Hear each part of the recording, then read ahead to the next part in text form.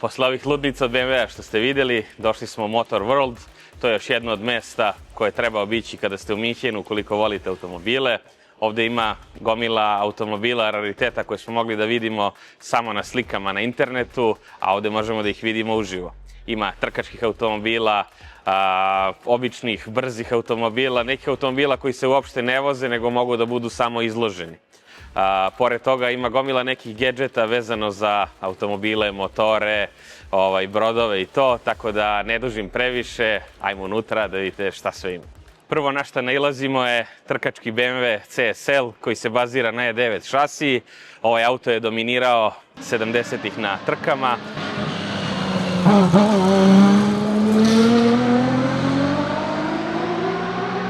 Pored ovog njihovog prepoznatljivog M dizajna, vidimo da je auto i proširen, ima široke felne, dosta deblje gume, spojlere, a ono što ga odaje da je jako mator jesu ove niklovane lajsne. Na sebi ima dosta i usisnika za vazduh koje su služile za hlađenje. BMW je 50 godina kasnije oživeo ovaj auto i napravio novi model CSL.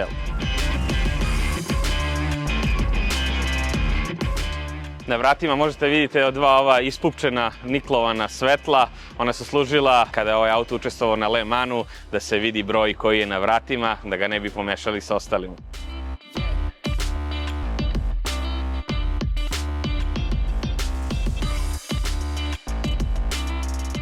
Pored trkačkih i legendarnih automobila, ovde se nalazi dosta super automobila, to jest auto kuće plaćaju da ovde imaju svoje izložbene salone i ovde su automobili izloženi tokom cele godine, tako da ako nekad napravite veliku lovu, možete ovde da dođete, da vidite sve ove super automobile uživo i da odlučite koji se vama sviđa.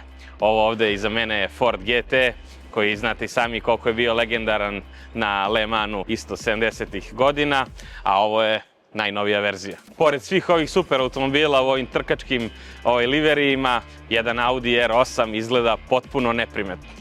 Pored ovih velikih auto kuća i tunerskih kuća koji ovde izlažu svoje automobile, vi kao fizičko lice možete ovde da dovezete svoj auto, da bude parkiran u ovoj lepoj garaži i dobrim uslovima. Mislim da košta nešto oko 300 € mesečno ovde za auto, a vidite kako izgleda lepo kao neki mali burago.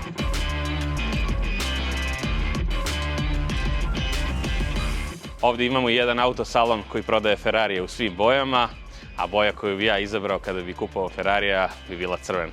Siguran sam da ne možete nigde da vidite trkačkog Ferrarija 458 sa ovim šiberima umesto prozora. Pored super automobila, ovde imamo i vrhunac luksuza koji može da bude vaš za svega 351.000 €.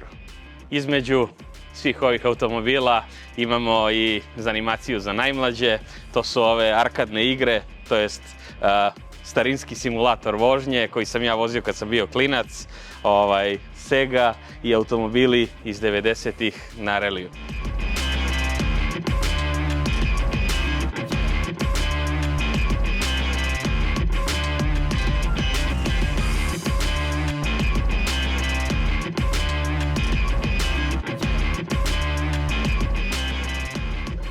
Da, mator sam. U moje vreme se vozila Lancia Integrale na trkama. Čuveni Bugatti Veyron sa svojih 1000 konja, koji mi je na slikama delovao dosta veće nego uživo.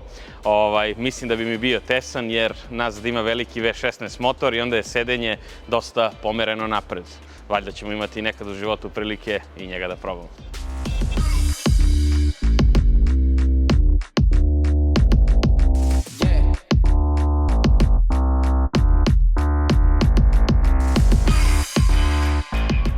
Ova ulica je popunjena McLarenima, imamo ih u svim bojama i svim varijantama. Ja iskreno nisam neki ljubitelj McLarena jer mi svi izgledaju dosta slično, a to je jedan dosta skupi trkački automobil jer ne pruža toliko luksuza u samom interijeru. Isto tako i spolja, dizajn njihov meni ne može da parira nekom Ferrariju ili Lamborghiniju.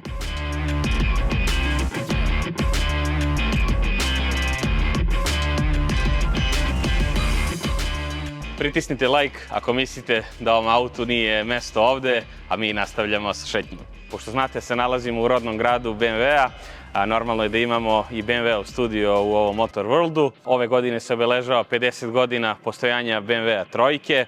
Sad ćemo da vidimo šta je od modela izloženo, to je šta je bitno za BMW trojku. Ispred imamo trojku G80, a idemo unutra da vidimo koji su to legendarni BMW.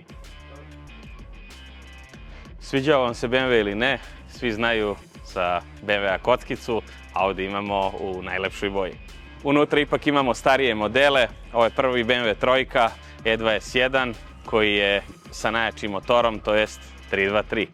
Nakon kocke dolazimo i do E36 i to ni manje ni više STV-a koji je vozio Johnny Cicotto i s njim pravio vrhunske rezultate, a u ovom autu se nalazi četvorocilindrični motor koji je dosta spušten i pomeren unazad zbog boljeg balansa težine. Bacite pogled kako ovaj auto izgleda uživo.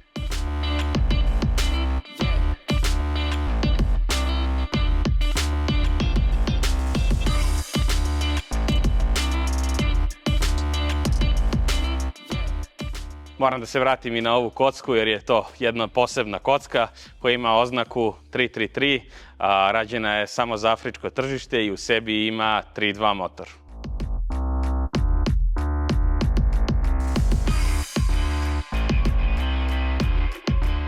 Ovdje imamo i dva Morgana, jedan stari i jedan novi, izgledaju dosta slično, a ono što sigurno niste znali je da svi oni imaju drvenu šasiju.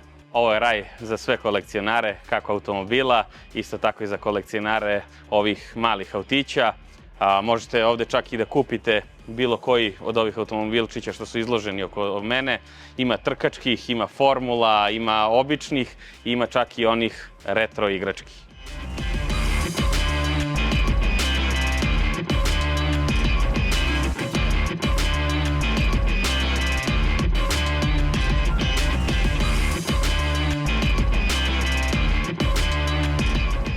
Vidjeli ste kako izgleda proces preparkiravanja auta u ovoj providnoj garaži.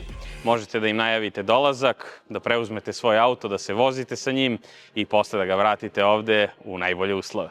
Nakon E36 koji je nastupao na DTM-u je napravljen VTCC gde je vožen ovaj E90.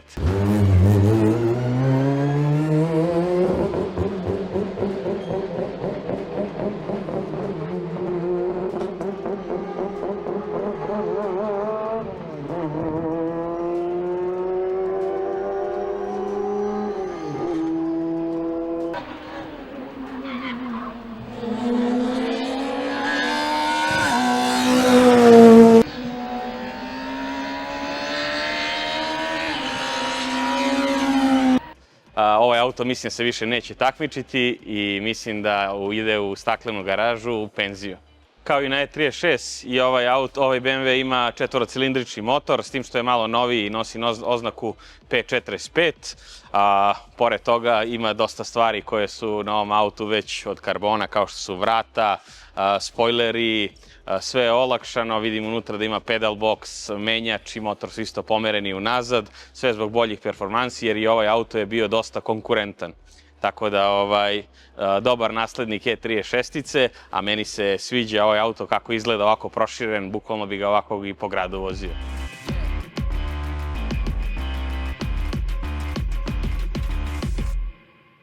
Pored čuvanja, Motor World vam nudi usluge i servisiranja, to jest održavanja vaših automobila, tako da ovi automobili što su ovde pokriveni su na servisu, a iza možete vidite i par McLarena koji su na dizalicama. Tako da auto bukvalno ne mora nigde da izlazi odavde da bi bio u dobrom stanju.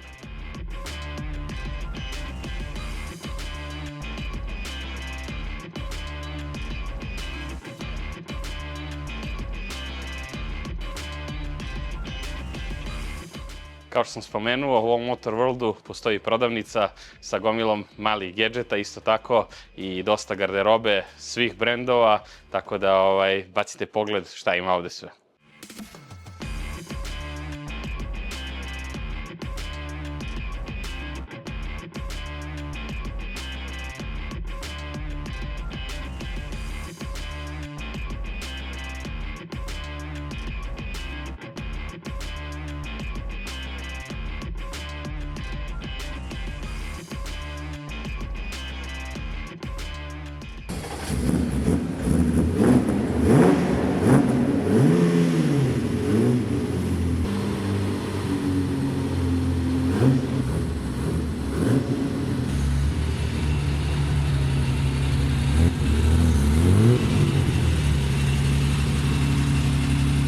Ne znam koliko sam uspeo da vam prenesem atmosferu iz ovog automobilskog raja.